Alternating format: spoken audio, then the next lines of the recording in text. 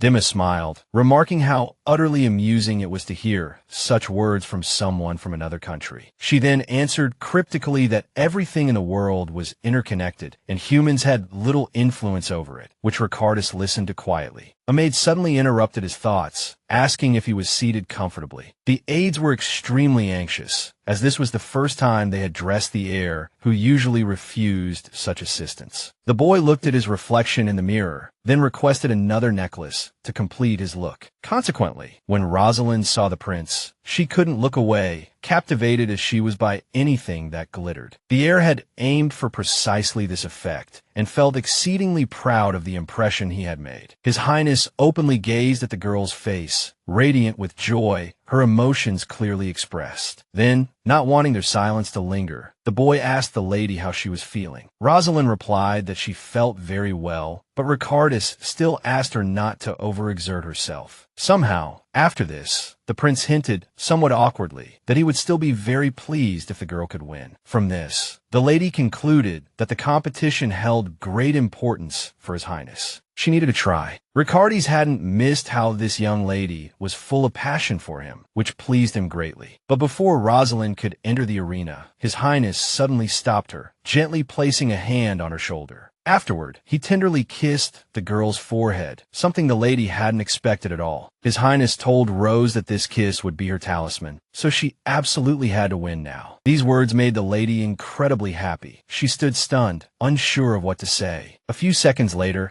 the girl suddenly moved closer to the prince, although he hadn't anticipated this. As Rosaline could now smell the prince's scent, she remarked that he smelled wonderful. All these actions made Ricardus' heart race, and his face turned bright red. For a moment, His Highness even felt as if his heart might explode. Perhaps the lady would have said something else, but suddenly someone called for her, as it was time to head to the arena. So Rose took a step back, bowed to the second prince, and promised she would definitely win for him. Only after this did the young lady depart to face her first battle, leaving Ricardus alone. The poor fellow was so overcome with emotion that he wasn't even ready to take his seat in the stands. The prince's heart continued to beat rapidly, clearly showing how flustered he was. At this moment, Calix had already found a spot in the stands as a supporter when someone suddenly approached him. It turned out to be Raymond's fiancée, Chloe, who decided to stand beside Rosaline's brother. The boy asked the girl if she was alone, and she explained that lord had been too busy lately. From these words, the young master deduced that the second prince's aid approaching him was not without reason. This girl indeed seemed somewhat cloyingly sweet, although she was actually quite a stern person. Then Chloe admitted she had really wanted to meet Calix, at least once. The young man didn't know how to handle this lady, so he was cautious, while she suddenly declared she could already tell who would win today, even though the battles hadn't started. Calix looked bewilderedly at the person speaking to him, because even experienced warriors couldn't always predict the outcome of a fight. However, for Chloe, none of this was a problem, as she was surrounded by money and information. The girl told her companion that she tried not to miss even the slightest thread of important information. Then she asked Calix rather pointedly how he was faring among the other nobles. The lady couldn't understand how this fellow had managed to make the prince do such unusual things, like fielding Rosaline. Chloe even admitted that she strongly disliked this sudden change to her personal plans. To this, Calix replied that he saw no need to add anything to the conclusions his aide had already reached. But Raymond's fiancée continued to insist that the fellow explain everything to her personally. He remained silent for a moment, then sighed and directed the girl to look where he was pointing. Chloe looked away in confusion, ultimately becoming very surprised by what she saw. It turned out the lady hadn't expected to see Princess Gange in the stands, silently looking around. Suddenly, her brother approached her side, immediately pestering her about where she was looking so intently. The girl retorted irritably that she was looking at people's hairstyles and told her cob not to bother her. Suddenly, the prince laughed delightedly, saying that he also hadn't gotten used to the hairstyles of the people around. Just as the princess was trying to understand what was so funny, her cob had already gotten up and gone elsewhere. It turned out he had seen Bethlehem approaching him and decided to go greet him. This boy hadn't expected his seat to be next to such a polite yet cunning enemy. But what frightened the young ruler the most was that the prince had suddenly offered to accompany him for some reason. However, Bethlehem quickly controlled his emotions and allowed the fellow to assist him. Jacob attempted a sweet smile in return, striving for an even greater display of politeness than before. The prince inquired if the boy wished to watch Rosaline fight, but he professed interest in all the battles. Then the boy praised the warriors of Rakshahar, the only ones capable of conquering the bitter cold, a comment Bethlehem did not fail to notice. Consequently, the young ruler flushed noticeably, and the princess realized her brother was indulging himself somewhat. Ganj couldn't fathom how Dima could possibly allow Bethlehem into the stands alone. And just then,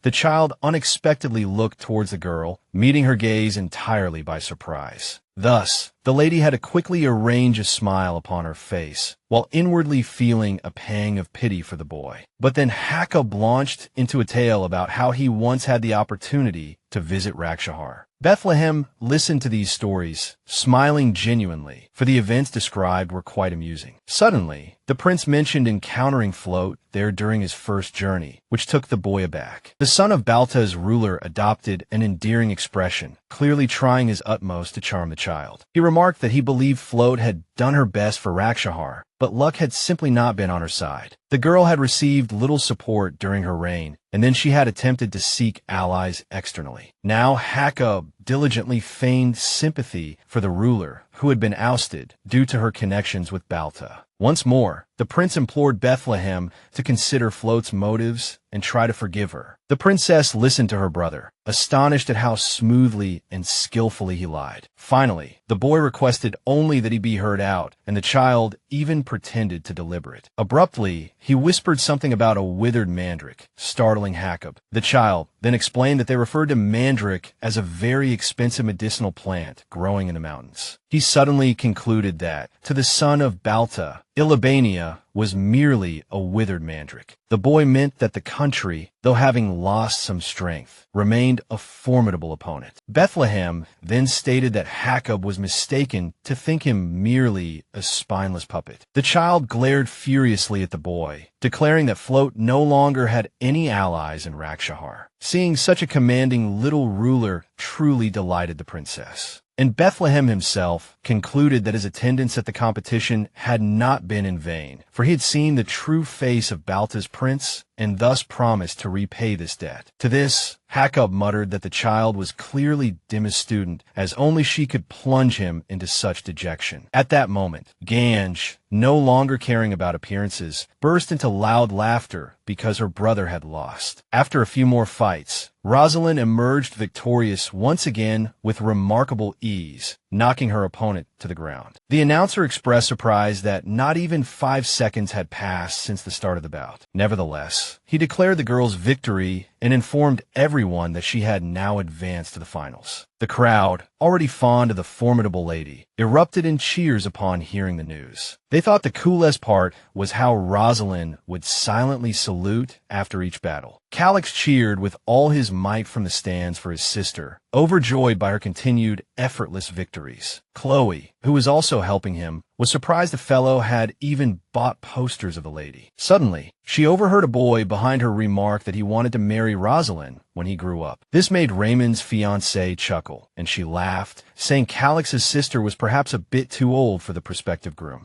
To this, the young gentleman replied that he himself was shocked by Rosaline's unexpected popularity. Some of the girl's fans were incredibly enthusiastic, constantly shouting things to her from the stands. Just then, one of them leaned too hard against the railing, causing it to crack, and the girl fell. At this moment, Rosaline was still in the arena and instantly noticed someone beginning to plummet from above. In that instant, the lady leaped towards the falling stranger, deftly catching her in her arms. Rosaline then landed gently, ensuring the girl who had fallen was unharmed. Realizing what had happened, the fan was moved to tears of joy, never having dreamed such a thing could occur. Meanwhile, Ricardis' guard informed her that she shouldn't have leaned so heavily against the railing. After checking the fallen stranger for injuries, the lady suddenly noticed her clothes were torn. Without a second thought, Rosaline unexpectedly removed her own long cloak. She offered the cloak to the girl, who was at a loss for how to thank her savior. But the lady required no recompense. She was heading off to prepare for her battle and permitted the rescued girl to keep the cloak. This gesture from Rosaline further endeared her to the girls around, who were already quite smitten with her. Yet, the lady herself seemed utterly oblivious to how magnificent and stunning those around her found her to be. Even Chloe remarked to Calix that Rosaline's beauty was almost unfairly captivating, much to Calix's surprise. At this moment, backstage in the arena, men were conversing, discussing Rosaline's fights. One of them boldly asserted that there was no point in watching the finals, as the lady was simply too strong. As he spoke, he inadvertently bumped shoulders with a large man, something he hadn't anticipated. The aide, who was delivering something, immediately begged the stranger's pardon, just in case. Then the man looked up and instantly recognized the person before him as the one who had ordered him not to get in the way. It was the commander of the Emperor's second elite squad, known as Martin, hailed as the strongest knight. The ruler had established such formidable detachments long ago, selecting only the most skilled warriors to join. And Martin was one of those exceptionally gifted individuals. Yet, for some reason, he had decided today to fight in the arena, just like Rosaline. The knight defeated other contestants with incredible speed. Calix recognized the man at once and became very wary, as elite squads typically did not participate in such competitions. Whispers circulated among the crowd that the captain might just be showing off, but the young man didn't believe it. It wasn't clear if Martin had decided to prove to everyone that he was far stronger than Rosaline. In truth, the man simply wanted to gauge the extent of the lady's magical power. Just then, Chloe interrupted Calix, informing him that many knights had already requested duels with his sister. Ricardis had refused them all, using the excuse that the lady could not leave his protection. But even so, Raymond's fiancée remained convinced there was nothing to worry about, as Martin was a true gentleman. At that moment, the announcer reiterated the competition rules, though everyone had heard them many times before. He then turned to the captain, asking him to introduce himself to the girl so she could respond in kind. Martin immediately stated his name, his tone quite stern, and then extended his hand towards the lady. Compared to him, Rosaline looked almost petite and fragile, yet she yielded nothing in strength of character. The knight took the lady's hand, surprised that such a slender palm could contain such immense power. The announcer noticed the knight was distracted, delaying the handshake, and gently prompted the man. Just before the fight commenced, Martin suddenly addressed the girl personally, and she decided to hear him out. The man pointed out that the lady hadn't fought at full strength even once today, and thus requested she hold nothing back against him. To the captain's surprise, the lady averted her gaze for some reason before giving her answer. It turned out she had silently sought permission from her squad to use her power, but they had forbidden it. Rosaline then declined Martin's request, explaining that if she didn't exercise restraint, he would die. This surprised the commander even more, yet he still consented to the bout, wishing to personally verify the lady's words. Assured that the fighters were positioned correctly, the commander ordered the commencement of the battle. Martin shouted that the fight would be meaningless if Rosaline held back, launching the first strike. He confessed that, as her opponent under such conditions, he would find such a battle deeply unsatisfying. The young woman effortlessly parried the commander's attack, yet his words gave her pause. Ultimately, Rosaline agreed to face Martin on equal terms, despite the objections raised by her own squad members. When the clash between the commander and Knight Ricardis had first begun, the crowd had been ecstatic about their duel, but as the fight dragged on, the men started showing signs of fatigue, the battle extending for far too long. Somehow, the man and the young woman began employing entirely different combat techniques, competing across various skills, which began to weary the fans, though the Emperor watched with amusement as Rosaline bested Martin even in what seemed like children's games. His second son understood that this victory wasn't entirely fair, owing to the magic within the lady, but the crucial point was that his father was enjoying it all. Thus, when a young woman's victory was finally declared, the ruler descended into the arena to congratulate her personally. To this end, he commanded the lady to raise her head, which she did with immediate deference, her entire bearing conveying acknowledgement. Rhino announced to all that the final battle, held in celebration of the Empire's founding anniversary, had been nothing short of magnificent. As the Emperor bestowed the prize upon Rosaline before the vast audience, her gaze suddenly shifted towards Ricardi's. In response, the prince murmured that he was genuinely happy for her and congratulated her on the win. Following this, the heir smiled with satisfaction, for the lady had fulfilled her promise to him. Rosaline herself was delighted with the outcome of this first competition she had entered. At this moment, the ruler proceeded to the most significant part, calling for the sword prepared for the victor. Receiving the blade, the still kneeling lady began to recite the oath of fealty to the emperor. Her knightly squad watched the young woman with immense pride, supporting her in spirit, and Rosaline, quite unexpectedly, delivered the victor's speech without a single error. Observing this, Riccardi suddenly felt inexplicably uneasy, though he couldn't pinpoint the reason. The young woman had finished reciting the oath she had only recently learned, yet she still avoided looking directly into the ruler's eyes. Rhino appeared exceedingly pleased with the proceedings, for now his kingdom had gained another formidable knight. When Rosaline concluded her monologue, the ruler raised his hands and loudly congratulated her. Ricardi's knights immediately erupted in a ceremonial clamor, supporting their friend. Suddenly, a great eagle appeared seemingly from nowhere in the sky, instantly recognized by the lady. Macaron flew towards her quite unexpectedly, wishing also to congratulate her on the victory. With such a magnificent bird perched upon her arm, Rosaline declared that as long as the emperor ruled Ilebania, the nation would stand strong forever. Following this, the surrounding crowd once again burst into applause and cheers, celebrating the conclusion of the competition. Rosaline suddenly noticed someone watching her from a corner and turned her gaze in that direction. Almost completely hidden within the arena was a figure the young woman recognized as Diaz. But she was greatly surprised to find that this fifth prince was inexplicably weeping as he watched her. It was an exceptionally bright day. Rosaline had won the competition, yet for some reason, Diaz was crying. A moment later, Raymond joyfully leaped forward to embrace her, pulling the lady from her thoughts about her friend. That fellow even held the young lady in his arms, calling her his finest student and a great beauty. The surrounding knights merely watched as the man embraced Rose, not daring to interrupt the young man's joy. Following that, Sir Ricardo's secretary ran up to the girl and congratulated her, just as the others had. Then all the other soldiers gathered around, beginning to stroke the lady's head, which the young lady quite enjoyed. Suddenly, one of the aides heard a sound from behind and turned around. Seeing an unexpected sight, the fellow froze in shock,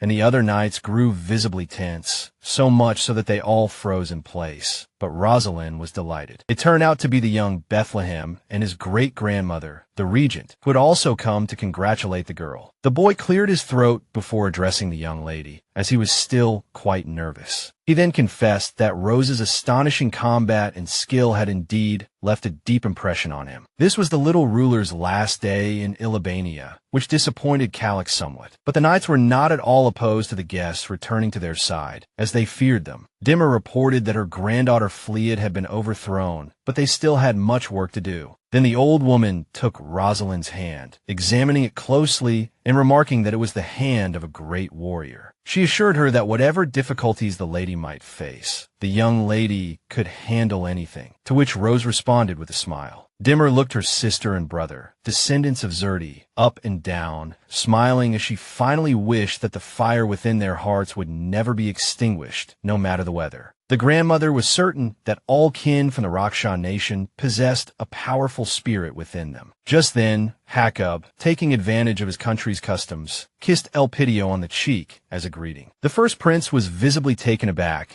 but tried to maintain politeness in his interaction with the guest. The son of Balta's ruler was well aware of the impression he made and exploited it. The fellow noted with considerable amusement that Emperor Rhino's son reacted far more emotionally than Ricardi's had. Then they all took their seats, as they had matters to discuss. Harcab specifically mentioned Rosaline's skill in the competition, which rather irritated Elpidio. Thus, the prince attempted to shift the topic of conversation to the Black Moon, which had recently attacked the Second Legion. In response, the son of Bolton's ruler pointed out that the Black Moon detachment itself had ultimately suffered rather significant losses. He abruptly slammed his teacup onto the table, still incensed by the situation. Elpidio guessed, quite correctly, that Harcab was blaming Ricardes for still being alive. Then the fellow tried once more to engage in peaceful dialogue, stating his concern about the growing strength of the Black Moon Squad. The first prince said he felt that luck seemed to be on the side of those mercenaries right now. Hearing Huckab's tone as he inquired again about luck, Elpidio even choked on his tea. And the Prince of Bolta himself suddenly burst into a loud, yet terrifying laugh, not the least bit embarrassed. Consequently, the first prince had to wait patiently until his guest finally calmed down. But somehow, a predatory expression settled on Huckab's face, which frightened even Elpidio. At this point, Hassa had successfully helped the maids prepare Rosaline for the event. He looked at his teacher, honestly admitting that the hairstyle suited her very well, while the aide was astonished that this demon had somehow done a better job than she herself could have. The boy explained that it was something he had learned, then asked the lady whom she was going to meet, to which Rose replied that she was going to Raymond's wedding, because he had promised there would be plenty of food. Thus, Hassa escorted his teacher and Lady Letitia to the carriage, remaining at the manor after they departed. The student decided to tidy his room first, lest he be scolded later. He suddenly remembered the jam left simmering on the stove,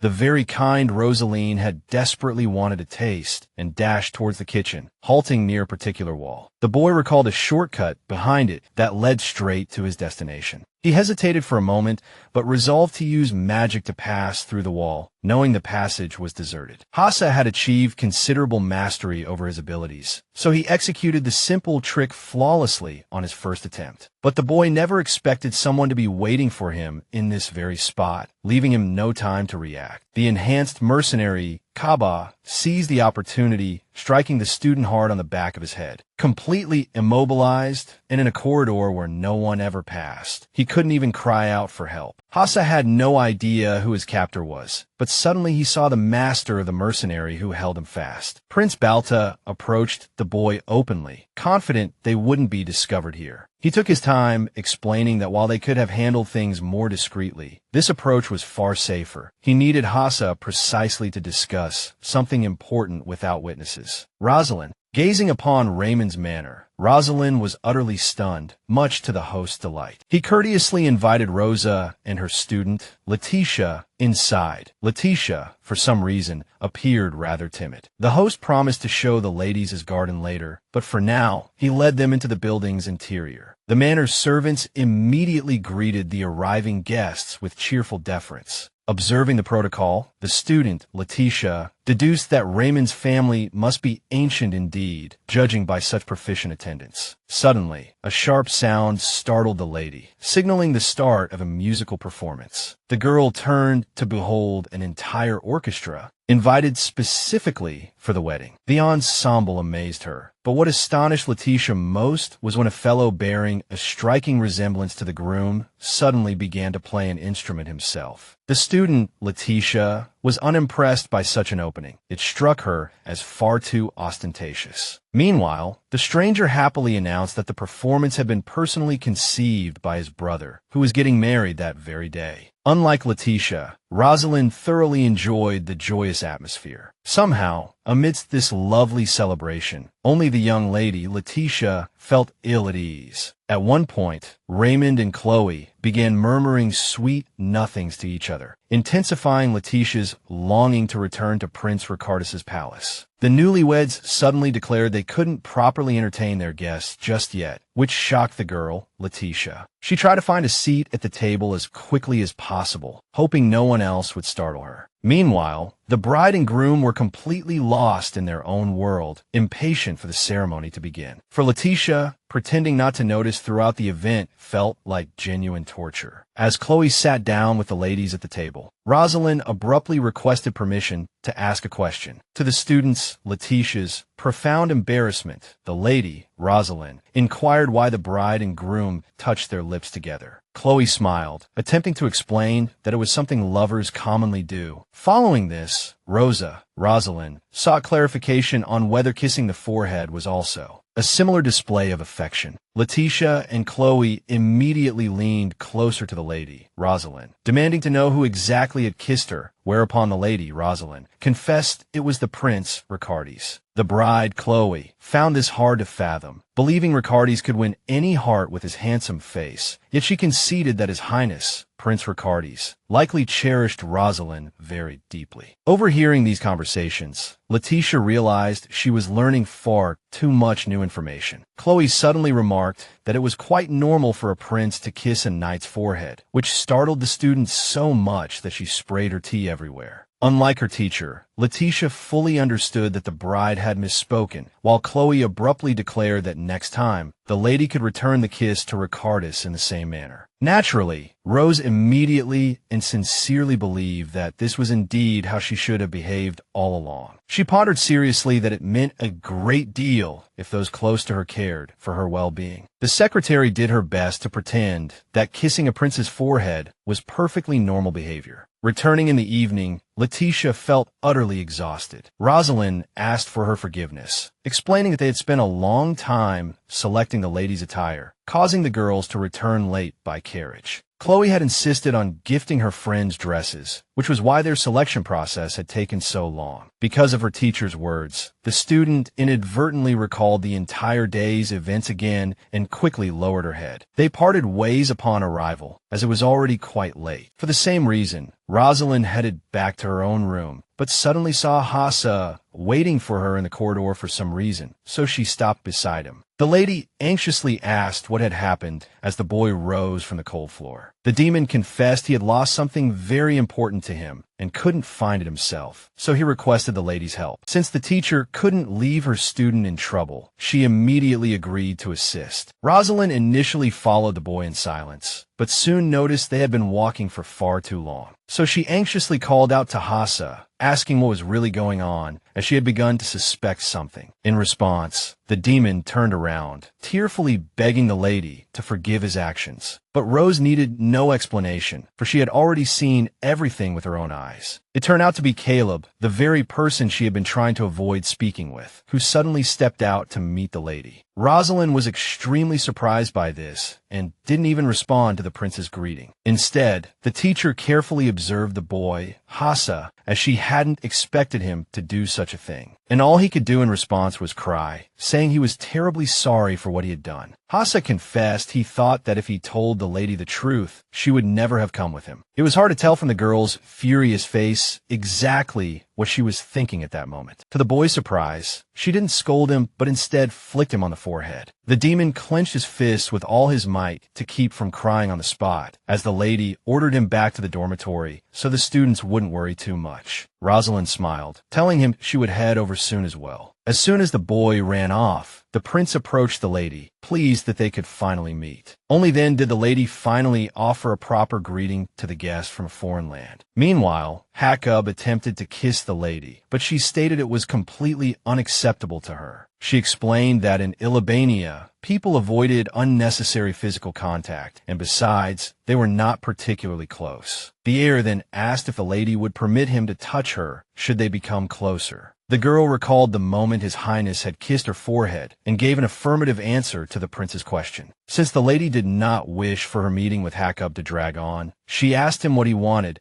at which point the man suddenly dropped to one knee and then asked how the lady was feeling, which rather surprised Rosaline. The lady confessed that she now felt quite uncomfortable due to this behavior from the son of Balta's ruler. To this, Hackub replied that the lady should enjoy the sight, as only his father was permitted to look down upon him. The prince understood that one day, everyone around him would look up to him, yet he permitted Rosaline the freedom of not bowing to him, promising instead that he himself would forever bow at her feet. Hearing this, the lady finally lost grasp of what this strange guest desired from her. She simply stated honestly that she had no need for such an honor, to which Jacob urged the young miss to reconsider. He was convinced that Rosaline's life in Ilebania would be fraught with hardship and tried to warn her of this, when the prince suddenly declared that Balta's gates would forever stand open for her, leaving the girl utterly astonished. Just in case, the fellow inquired once more if the lady had understood his meaning. In response, the young miss repeated his final words, prompting Jacob to laugh as he explained that his words had, in fact, been a marriage proposal. At the same time, the heir warned that he had not come to Alabia merely to face rejection. The prince vehemently insisted that delivering an affirmative reply was in Rosaline's own best interest. Upon hearing that if she accepted Jacob's proposal, Balta would become Ricardus's ally, the lady froze on the spot, while the man, with utmost seriousness, promised that should the young miss be with him, he would never again lay a hand on the second prince. He cautioned that he had considered everything very carefully and was now taking an exceedingly serious step for himself. With these words, Jacob removed his family's insignia and placed it around the girl's neck. In return, he tore from her neck the chain whose color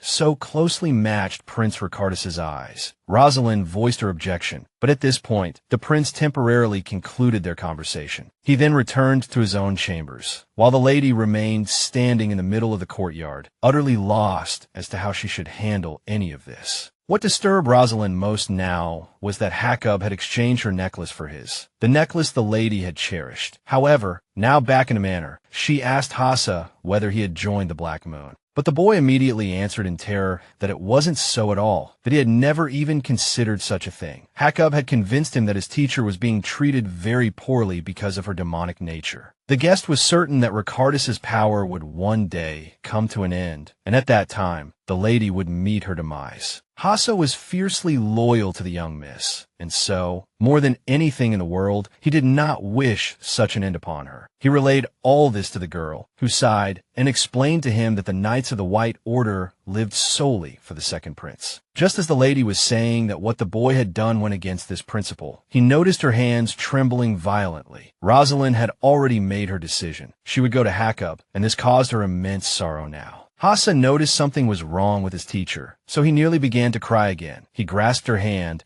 sincerely promising he would never make such a mistake again. At this, the lady told him to go to sleep for the time being, as she herself was hurrying to His Majesty's bedchamber. This time, she did not burst in decisively, as she had on all previous occasions. Instead, she crept inside. The girl moved slowly towards the bed where Ricardus slept, unsure of what she wanted. The air tossed in his sleep, making faint sounds, dreaming dreams known only to him, when the young miss noticed the prince wearing that necklace from the market, the one whose color reminded him of her eyes. This reminded Rosaline yet again that she herself now wore Jacob's family necklace. The girl looked at her reflection in the mirror and saw a person saddened and weary from her thoughts. In her mind, the lady still heard Prince Balta's words that Ricardus would be safe as long as she agreed. Thus, she knew perfectly well that as His Majesty's knight, she must protect the heir in every way possible. Yielding to some inner feeling, Rosaline sat down by the second prince's bedside, and then she suddenly realized that even after finally fulfilling her main duty, she didn't want to leave Ricardus at all. The next morning, for some reason, the prince woke up very reluctantly, and despite the shining sun, he lazily stretched his arms forward in his sleep, accidentally catching the lady's hair, which she immediately voiced. He asked for forgiveness and immediately moved away, just in case, while the young lady answered something unintelligible, as she herself was still half asleep. Suddenly, His Highness realized that something was clearly not quite right. Opening his eyes, he discovered, to his horror, that Rosaline was right there in his bed. At the same time, the girl herself slept so peacefully, even snoring slightly, that Ricardus couldn't understand how he hadn't noticed her before. While they lay like this, the young lady snuggled even closer to the boy, causing him to blush furiously. Rosaline herself quite liked this closeness, as it made her feel much warmer. Looking at the sweet and lovely face of the sleeping lady, the prince couldn't help but think again about his feelings for her. Ultimately, he didn't dare wake the girl, although he knew his attendants would soon come to wake him. However, even now, the prince couldn't bring himself to disturb the lady's sleep. Suddenly, he noticed something on her neck. While Rosaline slept, the Hackub family necklace had unexpectedly slipped out from under her clothes, something the young lady herself was unaware of. Seeing this piece of jewelry, His Highness immediately guessed that the foreign guest had finally approached the girl. He also realized that Hackub had decided to make the lady his concubine, but he couldn't believe she would have agreed to it. Just then, Rose suddenly opened her eyes, having woken up because she had slept so well. To her great surprise, she found herself lying, for some reason, in the arms of His Highness Ricardus. Trying to remain calm, Ricardus asked if the lady had slept well last night. Instead of answering, the young lady abruptly jumped up in bed, as she didn't even know what to say. Trying to justify herself, she began to mumble that she was merely guarding the heir's sleep and had accidentally sat down next to him at some point. While saying this, the girl noticed the necklace and quickly hid it away, from which the prince concluded that she knew its meaning. Instead of asking directly, Ricardus inquired if anything untoward had happened to the young lady yesterday. But Rosaline stubbornly insisted that everything was fine, although she was clearly embarrassed. For a well-known reason, His Highness smiled sadly, but didn't press the lady for information about her meeting with Hackub. He understood perfectly well that few things could truly agitate a girl so much so. The heir guessed that the prince, Hackub, was blackmailing Rosaline with his personal safety. The boy understood that if he insisted, Rosa would tell him everything, but he didn't dare to do so. However, what truly angered the prince, Ricardus, was that Hackub dared to use him as bait. Therefore, that very morning, Ricardus gave his handmaidens a very difficult task, which they initially couldn't even believe upon hearing. The point was that the heir demanded to be dressed like a delicate rose hiding thorns within. The prince also asked one of his attendants to summon Raymond without Rosaline finding out. After a moment's thought, His Highness also requested Hesu be brought, but the attendant didn't know this new student. However, upon hearing it was Rosaline's ward, the boy was surprised she would do such a thing. At this time, the lady herself was casually asking her friends if arranged marriages were a good thing, to which the boys she trained replied that such unions were quite common. Among the nobles, the soldiers from the 1st and 2nd contingents were almost all married men, so they knew a thing or two about matrimony. Rosaline was now intensely interested in the topic, though she didn't explain to anyone the reason for her sudden curiosity. Nevertheless, the lady was now prepared to gather information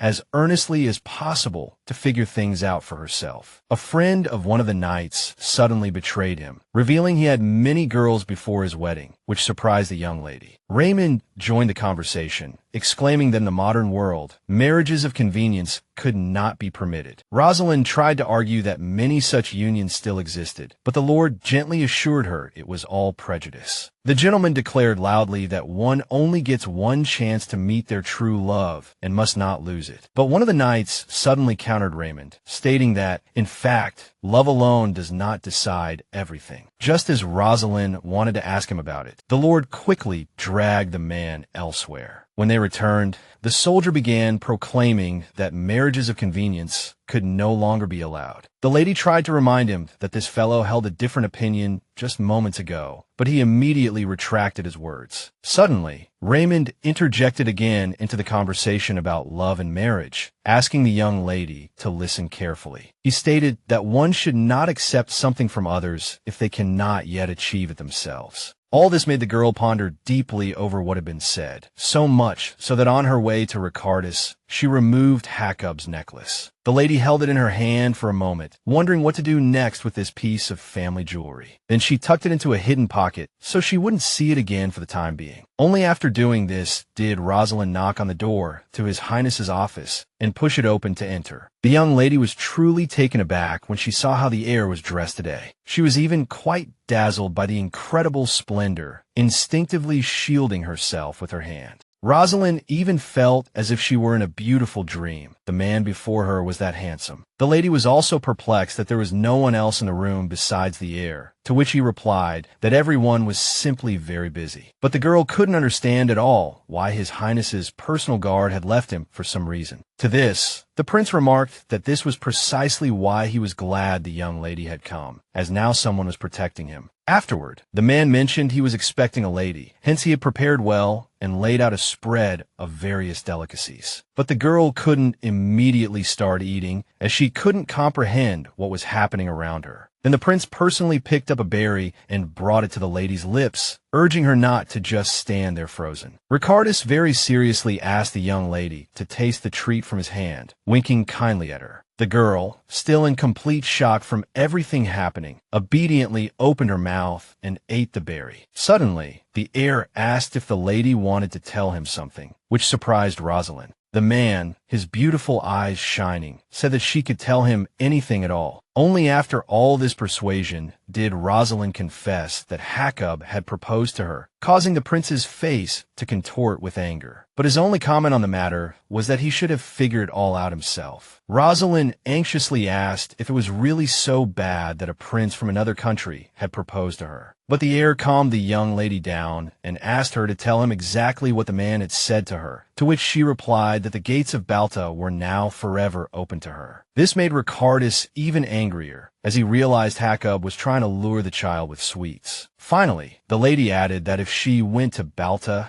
the country would become an ally to the second prince. It was also very important to Rosaline that the heir would thus be protected from Obdio and the emperor, the girl stated. She had always tried to save his majesty, but now it seemed beyond her capabilities. What Rosaline feared most was how easily and suddenly anyone could die. Then the heir approached the lady, gently taking her hands, which still held the necklace, into his own. He confessed that he, too, worried about those close to him, who often departed forever. But the prince also knew that it was him, Rosaline. At this, Ricardus admitted that he grew stronger when he had someone to rely on and fight for. And in every new trial, the lady shone brighter than anyone, inspiring him to follow her lead. His Majesty confessed that he saw the young lady as his sword, the very blade that always granted him strength. Hearing such words was incredibly important to Rosaline, who now listened with utmost seriousness. The girl did not withdraw her hands from the prince's grasp, savoring his warmth once more. And the young man repeated again that if the young lady grew stronger for his sake, then his own power would increase as well. In response, Rosaline shattered the Recap family jewel and vowed to Ricardus that she would become stronger. That evening, the son of Bolta's ruler watched the fireworks celebrating the Ilbania festival from his room.